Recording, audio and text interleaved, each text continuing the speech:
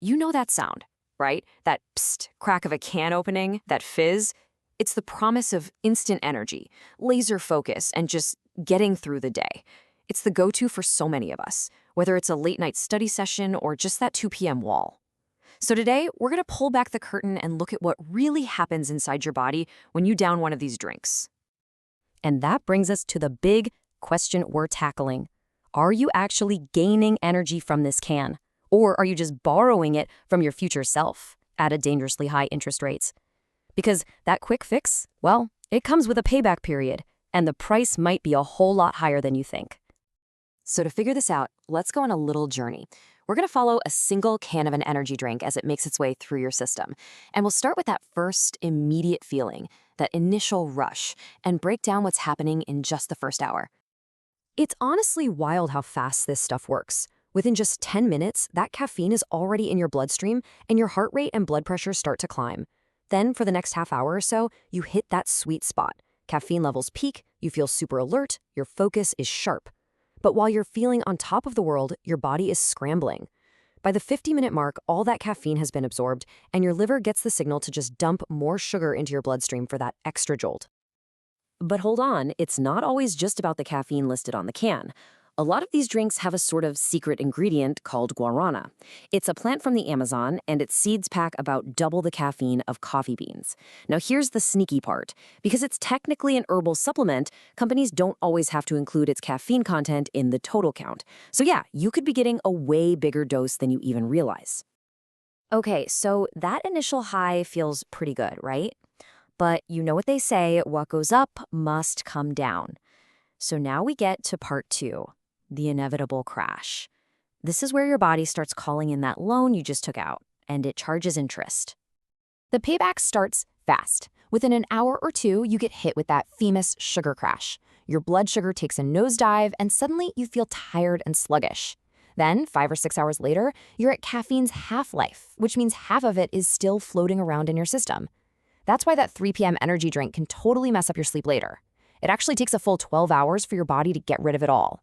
And if you're a regular drinker, by the next day, you might be feeling withdrawal. We're talking headaches, you're irritable, which of course just makes you want to reach for another can. It's a vicious cycle. That 24-hour roller coaster is one thing. But what happens when it becomes a daily habit? Well, that's when the long-term cost to your body gets really serious. You go from taking out a temporary loan to racking up some major long-term debt.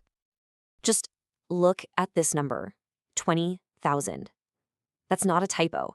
Every single year in the US alone, over 20,000 trips to the emergency room are linked to energy drinks. We are way past just feeling a little jittery here. We're talking about serious, life-altering medical events. So, what exactly is sending all those people to the hospital? A lot of the time, it's the heart.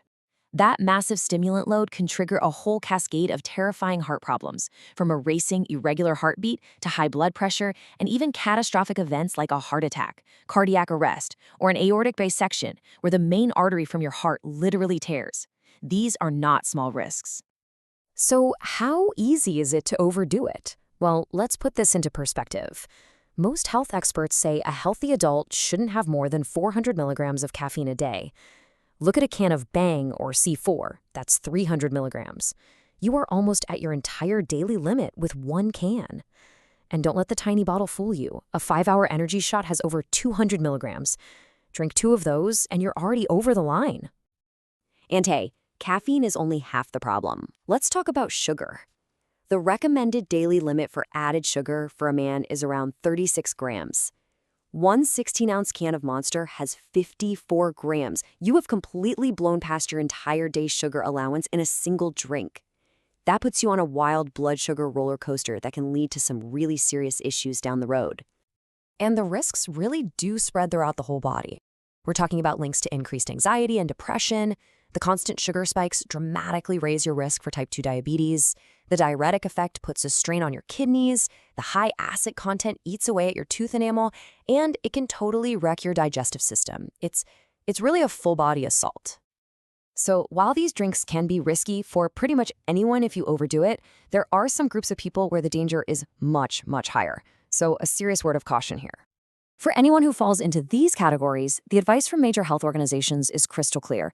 Just avoid energy drinks completely. And I really want to emphasize this for kids and teenagers. Their brains and hearts are still developing, and they are so much more vulnerable to the effects of these massive levels of stimulants. Okay, I know that was a lot of heavy stuff, but the good news is there are so many better, safer, and honestly more effective ways to recharge your battery when you're feeling drained. Let's just look at it side by side. It's pretty clear, right? On one side, you've got the quick, fake boost from an energy drink, which always leads to a crash and can seriously harm you in the long run. And on the other, you have alternatives that give you sustained natural energy with real nutritional benefits that actually support your health instead of taking away from it.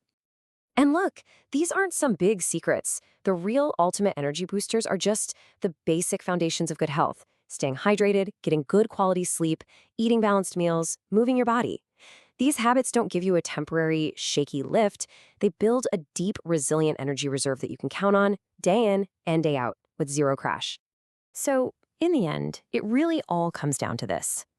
The promise in that can is tempting for sure, but the energy it's giving you isn't real. It's just a loan, taken from your body's own reserves.